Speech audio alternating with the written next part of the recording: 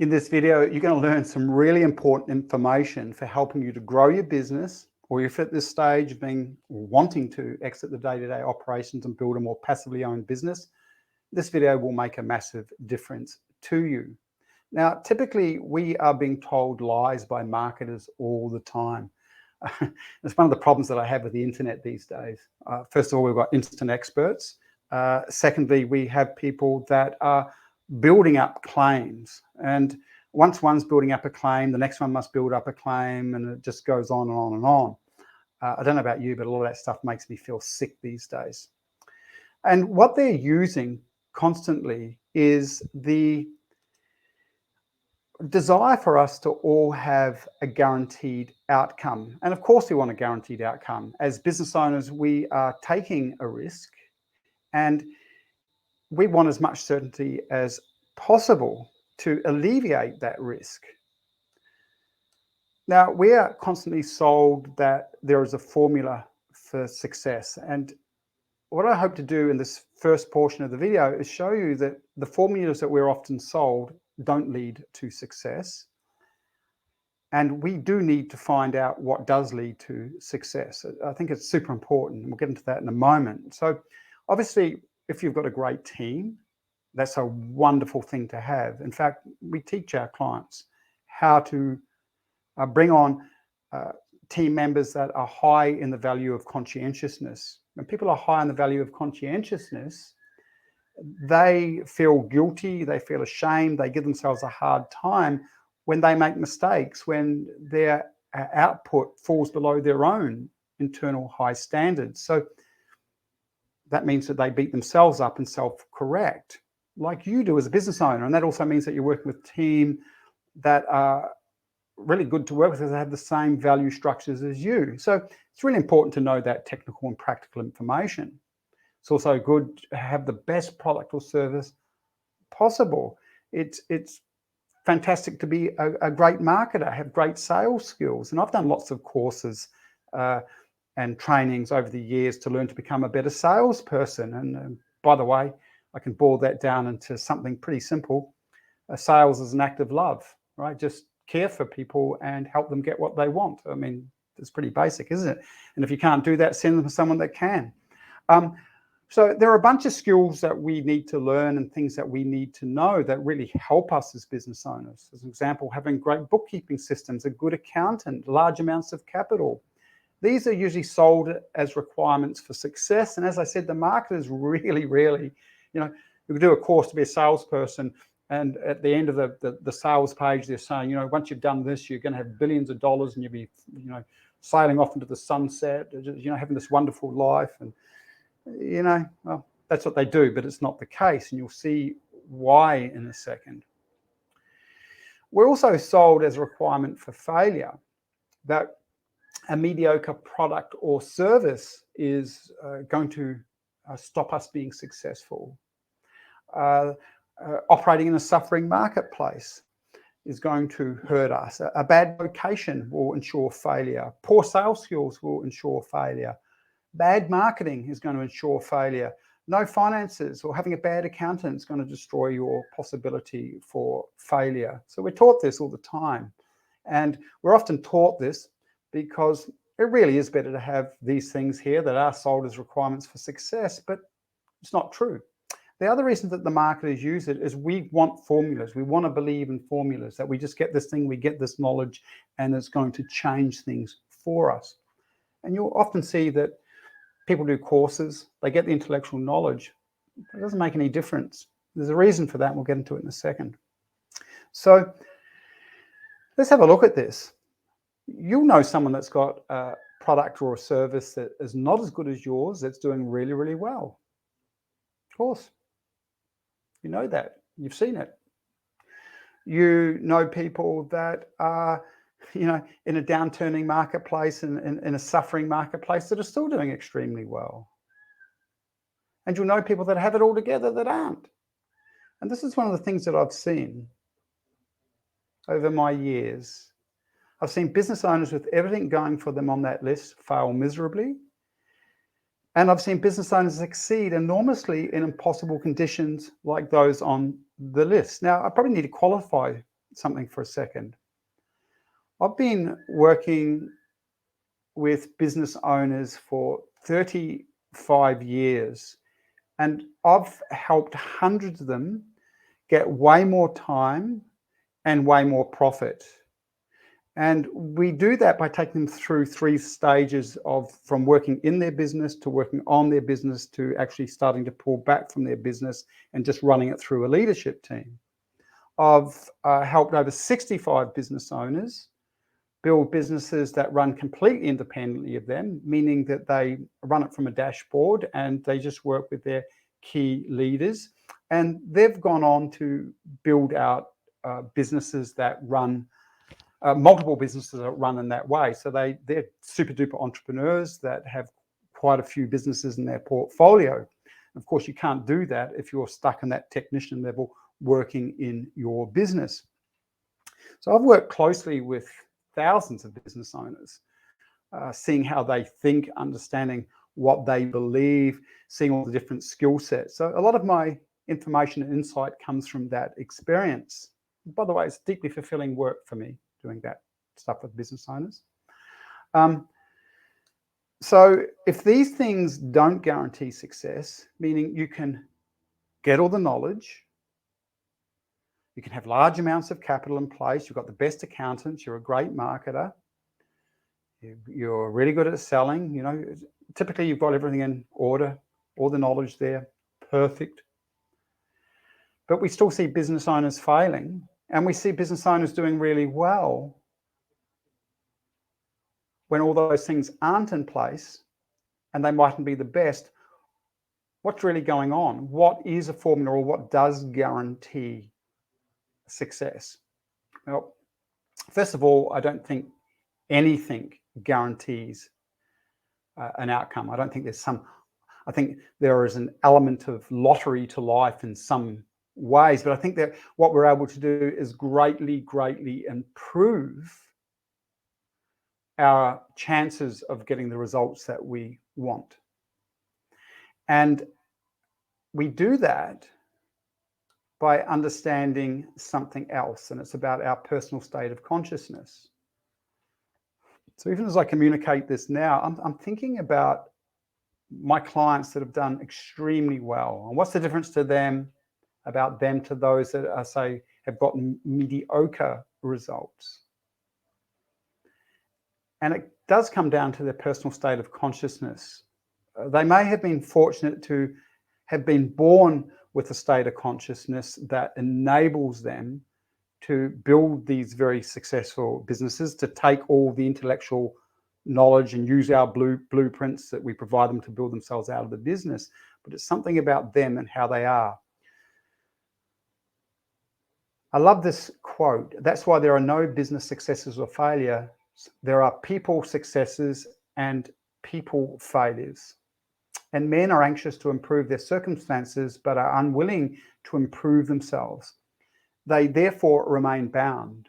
James Allen, as a man thinketh. It's not groovy, it's not cool to do work on your personal state of consciousness. And you might be going, what is the personal state of consciousness? I'll get into that really quickly because you do need to know that. So personal development work increases or improves your personal state of consciousness. So a lot of these how-to courses and the skills and knowledge that we get, and we're working with a good accountant, we're understanding how to market, we are learning to sell better. All important, and that's part of intellectual development. But if we really want to do well, we have to understand we're way more than just the intellect. As an example, my mentors that I worked with when I was 17, multiple business owners, we had between 17 to 25 businesses, all running independently of the owner. My job was to set up the systems and the operations so they could go sailing and do all that fun stuff and skiing and what have you all around the world. They were true controllers of resources, not resources. So most people working in their businesses are trained to be resources. They were trained to allocate and control resources. That's where I learned a lot of this technical stuff. My mentors and all the really good, successful business people I know don't just work from intellect, they work from gut. They have an instinctual, intuitive relationship with their team, with strategy. So intellectually, they might go, this is the right way to do something. And their guts will go, nah, something about that feels wrong, though. It doesn't feel right to me. Now, for a person, by the way, to have a high level of intuition or access to their instinctive nature, they must have worked on themselves, unless they were lucky enough to be born this way, because most people don't have that because they're trained to be in their head and not in their heart and not in their body. And intuition and your instinctive guidance comes from a deeper level of consciousness that shows up through body consciousness. So most people are trained to be in their head. And people that are trained to be in their head are really good at thinking, but typically hopeless when it comes to emotional intelligence or intuition. So they can't feel their way through anything. They've spent time in skill development. They've definitely spent time in identifying and understanding their belief structures, especially their subconscious belief structures. Now, your subconscious belief structures are outside of your everyday awareness. And to show you how important this is, if you're a person who's working the day-to-day operations, your belief systems are completely different to the person who runs a business independently from them. Completely different. And what we know is that your belief systems will lock you in at your present stage of development, and you won't go to another stage of development without identifying those belief systems that keep you stuck there and starting to recreate belief systems that support you at the next level. And you might be going, what are you talking about, Perry? Well, I'll give you an example. Most people that work in the day-to-day operations have on the subconscious level mistrusting beliefs about others, which they won't see, which they won't be aware of. It might show up in some of their comments that they will have about their staff or their team. But basically, they don't trust people, which is why they have to do everything themselves. Where if you are building a business to run independently of you, you're building out checklists, you're building out systems, and you're building out a team to run that business for you. In fact, at higher levels of business mastery, when you are scaling and building a business to run independently of you, the question you ask yourself is not well, when will I do this? You ask, who will do this for me? Who or what system will I set up that can do this so I don't have to do it? So to do that, you have to have a high level of trust in people, or more specifically, you trust yourself to know who to choose and to put into place to trust. So we could also, the technician business owner doesn't know, they don't trust themselves to choose the right people to be in that business, but they don't know that. That will be a subconscious program that they're not connected to. There are a whole bunch of belief systems that get people stuck. I'll give you another one as an example. So if you are working in your business, you're probably getting validation. So this is working the day-to-day operations. You're going to get validation in a couple of different ways. First of all, you come home at the end of the day and you're going to feel good because you've worked hard. You've worked hard, okay? And that's because growing up, you have gone through a schooling system that patted you on the back when you worked hard. And when you went and worked for people, they pat on your back for working hard. So here you are as a business owner following that subconscious script. Just so you know, you've been trained to be a resource. Now, if you're a business owner that is building a business that runs independently of you, you're an allocator and controller of resources, and you would think it was dumb to be doing what you're doing at that level, at technician level. You'd be going, why would you do that? You get other people to do that, because I don't want to be working hard all the time. I need to be thinking and strategizing. Direction's more important than speed, as an example, or direction's more important than work. Hard work would be the type of thinking. And so many of you have made bad decisions and worked hard off the back of the bad decisions. I'm just giving you a way of viewing what I mean by direction's more important than speed, or direction's more important than hard work. So again, that's another example, or another one would be, final one, and then we'll get back on track. But it's people that are working in the day-to-day operations get a sense of validity and if they feel important because staff are coming to them asking them questions, and they get to pass that information on, and they're still doing stuff in their business, and they come home and they feel important, they feel validated. Where if you were running a business that ran independently of you through your leadership team, you would look at that and think it's stupid. You'd go, well, why would you do that? Right? I don't need to feel important. I need all my information for running the business and checklists and SOPs and in manuals, and I don't want people to ask me questions. I get my sense of importance through getting the result that I really want. By the way, I'm not making people wrong because they get a sense of validation or a sense of being important for working in their business. That's fine. I'm just showing you here that you can't get to that level with that form of believing and thinking, and that's where you're getting your validation from. Most people don't communicate about these things because they don't know it. So it's in working on self, developing self-mastery, that brings us to the point where you can become the person who can have the results that you want. And this comes back to what we were communicating before. So we typically find when we've seen business owners with everything going for them on that list fail miserably, and that's the list of what is required for success, it's because of their lack of consciousness development, where someone that doesn't have these things in place has certain elements of their consciousness in place. Now, meaning that they have the personal consciousness to make things successful, even when we don't have the environment or the conditions, or they're lacking in skills. Now, obviously, what we're really working towards is having our consciousness evolved enough that we are making good quality decisions constantly, the best of our abilities, and having these things in place. And then we're more likely to get the outcomes that we set out to get in business.